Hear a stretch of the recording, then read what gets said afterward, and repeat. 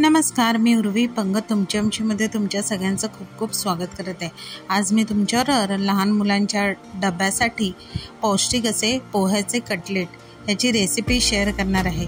करायला सोपे आहेत, खायला चविष्ट आहेत, पौष्टिक आहेत आणि सकाळच्या घाईत हे अगदी झटपट होणारे असे हे कटलेट आहेत। तर चला वेळ न घालवता आपण रेसिपीला सुरुवात करूया। कटलेट बनवण्यासाठी सर्वप्रथम एका चाळणीवर मी 2 वाटी भरून एवढे पातळ पोहे घेतलेले आहेत। पोहे हे चांगले स्वच्छ करायचे आणि धुवून निथळत ठेवायचे आहेत। आता इथे तुम्ही पातळ पोह्याऐवजी जाड पोह्याचा सुद्धा वापर करू शकता।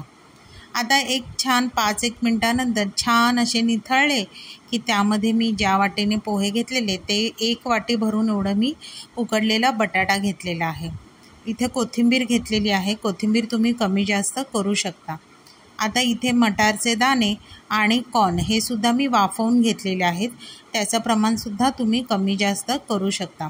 आता जिरे पावडर घेतले आहे 1 चमचा, अर्धा चमचा हळद घेतलेली आहे, 1.5 चमचा धने पावडर घेतलेली आहे। आता इथे मी 1.5 चमचा एवढं लाल तिखट घेतलेलं आहे, ते सुद्धा तुम्ही कमी जास्त प्रमाणात करू शकता। अगदी पाव चमचा एवढे अख्खे जिरे घेतलेले आहे, चवीनुसार मीठ घालायचं आहे आणि एक अर्ध्या लिंबाचा रस घेतलेला आहे। आता इथे तुम्ही लिंबाच्या रसाऐवजी चाट मसाला वापरला तरी सुद्धा चालेल। आता इथे मी एक मीडियम साईज एवढा कांदा बारीक चिरून घेतलेला आहे। कांदा हा टोटली ऑप्शनल आहे। आता ह्यामध्ये बाइंडिंग येण्यासाठी आणि छान असे क्रिस्पी होण्यासाठी मी 2 चमचे एवढं तांदळाचं पीठ घेतलेलं आहे। आता स्वच्छ अशा हाताने आपल्याला हे सगळं मिश्रण एकजीव करायचं आहे।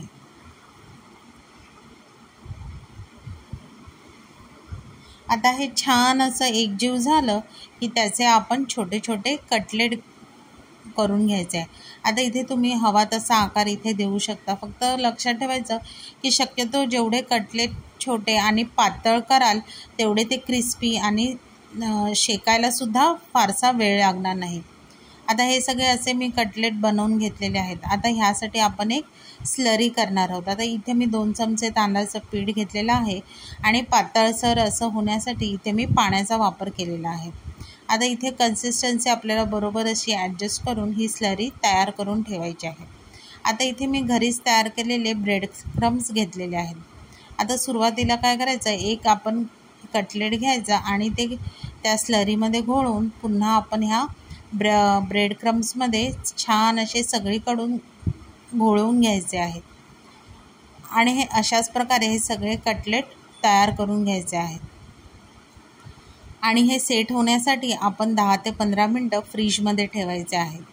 आता एक 10 ते 15 मिनटानंतर हे छान कटलेट सेट झाले की आपण मीडियम टू फास्ट फ्लेमवर हे सगळे कटलेट शॅलो फ्राय करून घ्यायचे आहेत।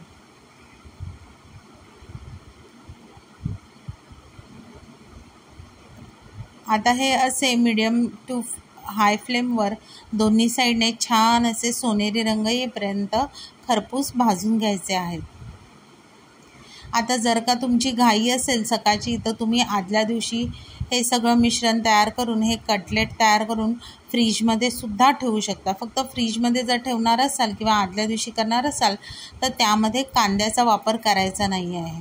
तसेच तर एक हिरवी मिरची कापून सुद्धा इथे ह्या कटलेटमध्ये घालू शकता। आता अशा प्रकारे हे दोन्ही बाजूने छान खरपूस भाजून झाले की आपले कटलेट हे खाण्यासाठी तयार आहे।